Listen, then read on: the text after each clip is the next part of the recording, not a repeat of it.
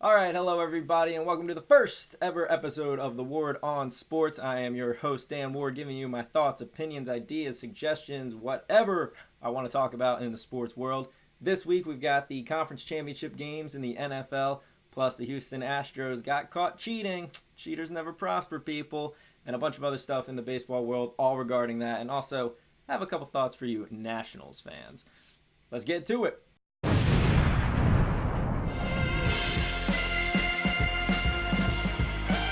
First 2 weeks of the playoffs, I've been posting my predictions on Twitter and Facebook, and if you're watching this, you probably know how great my record has been this postseason. So I decided to make a video for the conference championship games. We have the Titans and the Chiefs. That's the first one that we're going to talk about. Number 2 versus number 6 over at Arrowhead, and the Titans have been a huge surprise for a lot of people. Ryan Tannehill has come in and just carried this team to this AFC Championship game. They took down the almighty Patriots in Foxborough after they had a 9-game home winning streak in the playoffs. And then the Baltimore Ravens, who seemed like the team that was going to win it all this year. I mean, they have the MVP in Lamar Jackson, no matter how you want to slice and dice and whoever else you want to argue.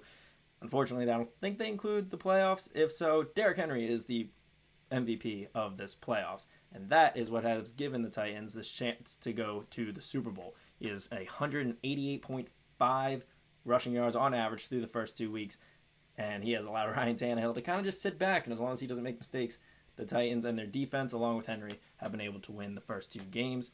Meanwhile, the Chiefs, after earning that first week bye, dug themselves into a 24-0 hole against the Houston Texans, and I have a friend who was a Chiefs fan.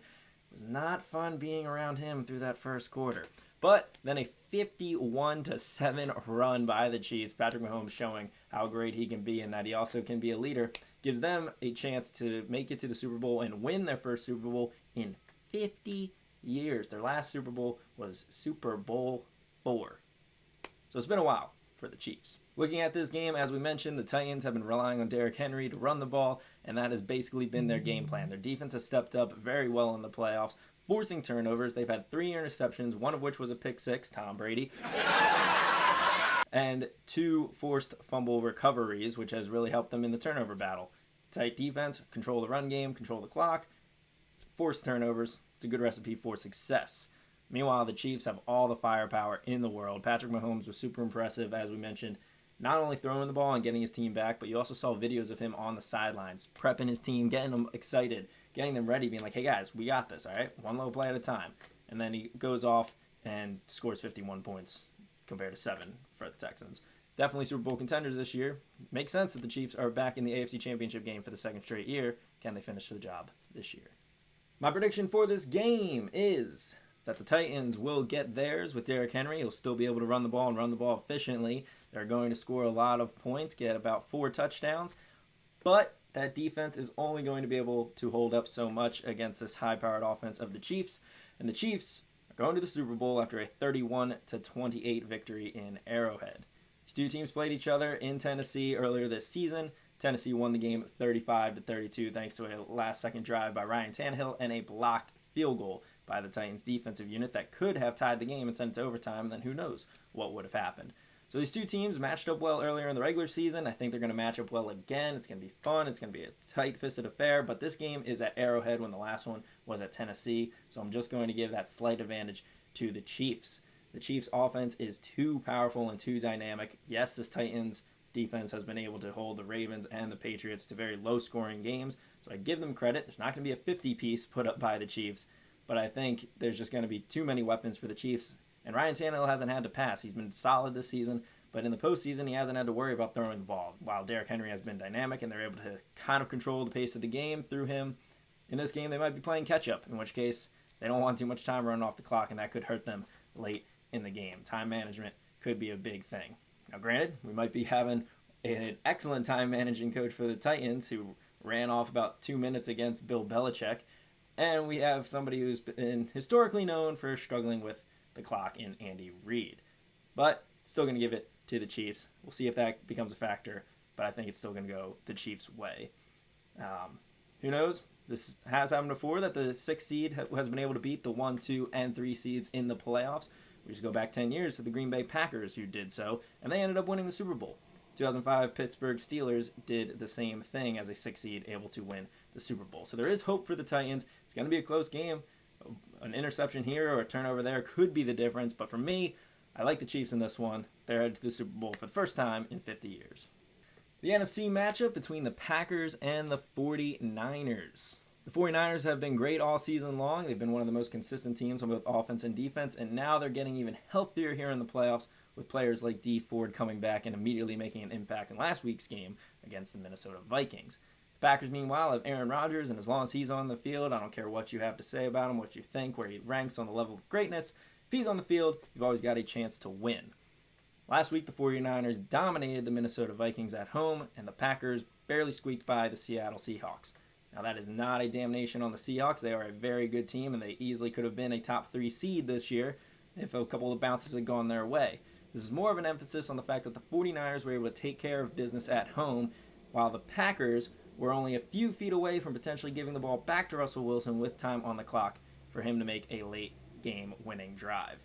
So my prediction for this game is less about analysis and stats and more of a feeling and logic pick. So we're going with the 49ers 27-20. As I mentioned earlier, the 49ers have been one of the most consistent teams on offense and defense, and they just looked like the better team last week. You can say whatever you want, that it was against the Minnesota Vikings and Kirk Cousins just had one good game against the Saints, but really he's not a big-time player, whatever. They looked better. I don't care who was going to be on the other side of the ball. If Cousins had made a couple great passes on plays that he ran away and avoided one of the many sacks that the 49ers had, great. You still look at the 49ers being able to penetrate that offensive line and get to the quarterback. So, based on all of those things and the fact that they took care of business on offense with George Kittle and Jimmy G doing his thing, I think that they're just going to be the better team. They've been one of the best teams all year. That's why they are the number 1 seed. With that being said, with the number 1 seed, at least one number 1 seed has been in the Super Bowl 5 of the last 6 years, with last year being the lone exception as the Patriots and the Rams were each a number 2 seed. So, history is on the side of a number 1 seed being there, and since the AFC doesn't have one, got to go with the 49ers to represent the number 1 seeds. The 49ers have the number 1 passing defense in the NFC, the number 3 offense, and they have a better run defense than the Packers this season.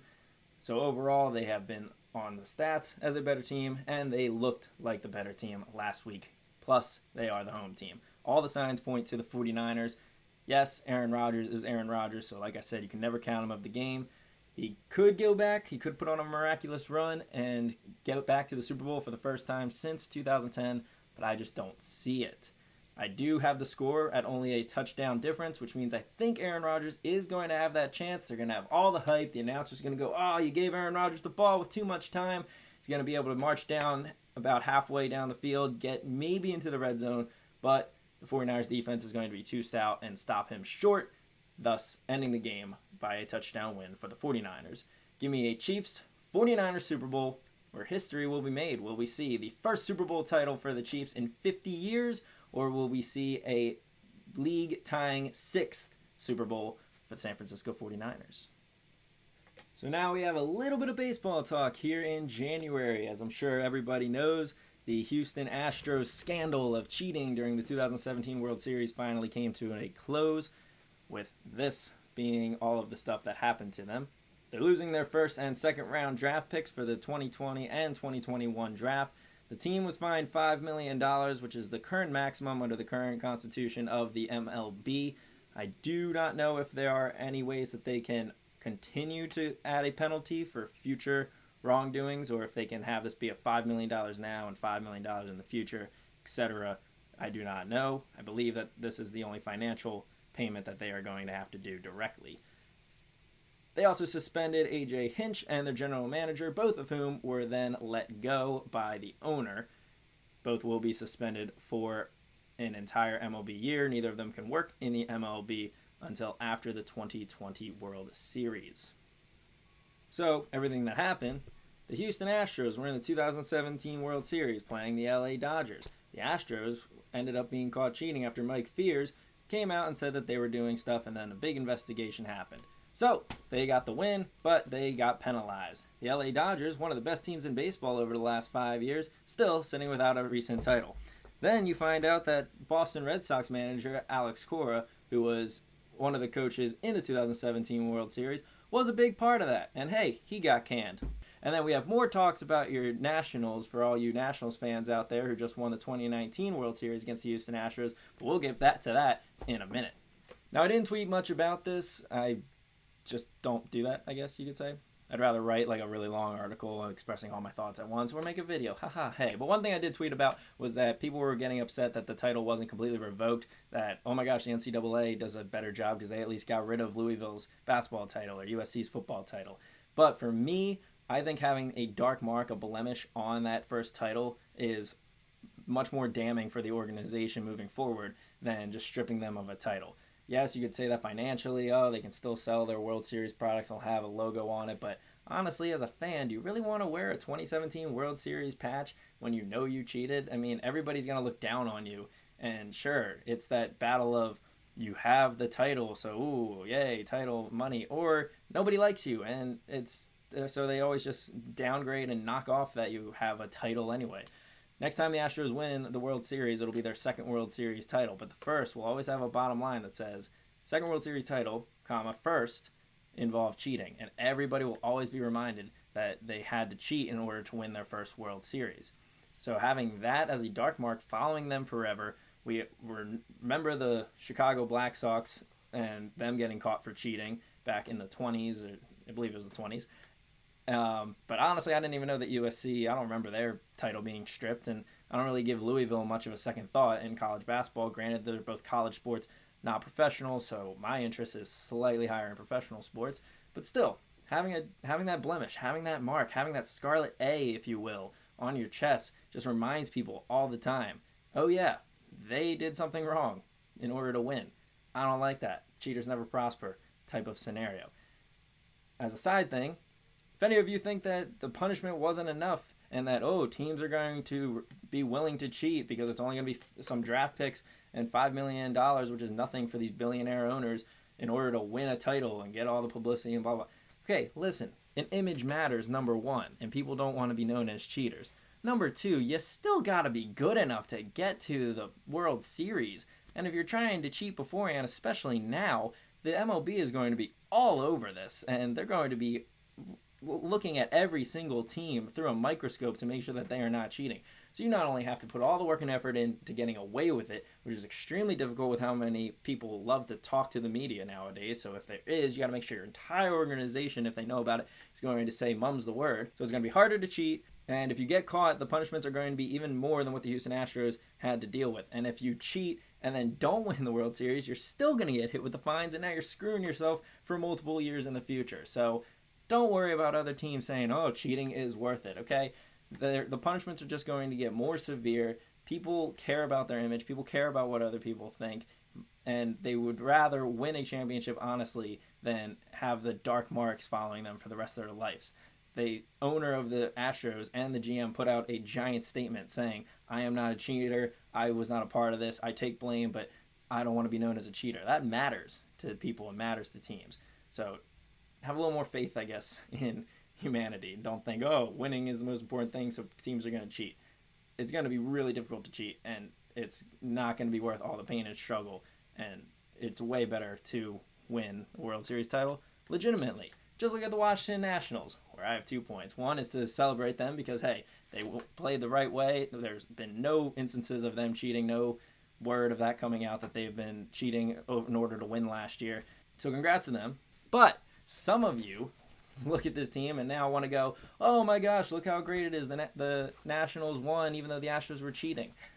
Just relax. Stop trying to build your World Series even better. The whole MLB world is impressed. The whole MLB world knows that you made one of the most miraculous runs in order to win the World Series, okay? Why can't that be enough? Everybody's happy for you. Even Phillies fans have said, wow, that Nationals team was fun, and you can't really hate them last year just because they were fun, even though Juan Soto and Kurt Suzuki and Victor Robles always dominated against the Phillies. But nobody completely hated the Nationals, and even now, they're like, great, you won your World Series, you did an awesome job. Why can't that be enough for you Nats fans?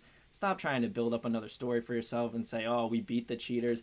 The Astros didn't cheat in 2019, okay? If they did a terrible job at it. because they lost all the games at home. If anything, you have to check your ballpark now because they won all the games when they were at your ballpark. So did they cheat at Nats Park? Well, it ended up not mattering anyway because the Nats won. Okay? But the Houston Astros, it even says in Rob Manfred's report that there were no signs of cheating midway through 2018, which means they went the end of 2018, end of 2019, completely clear conscience. So just enjoy your victory. Don't try to build it up. It's already a great victory. All right? Enjoy your World Series. That's all I'm saying.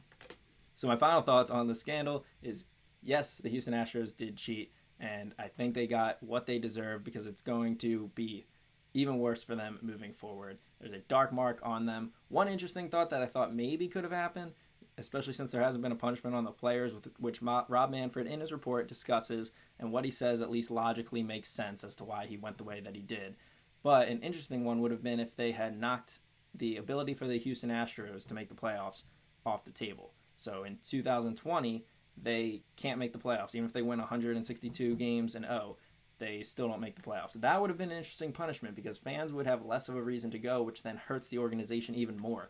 And if you have an entire year of losing all that revenue because fans don't want to go because, hey, what's the point? There's no chance at the playoffs, and we already know how good this team is, so we're not trying to rebuild. We're not really looking at, will players get better? We just want to win championships.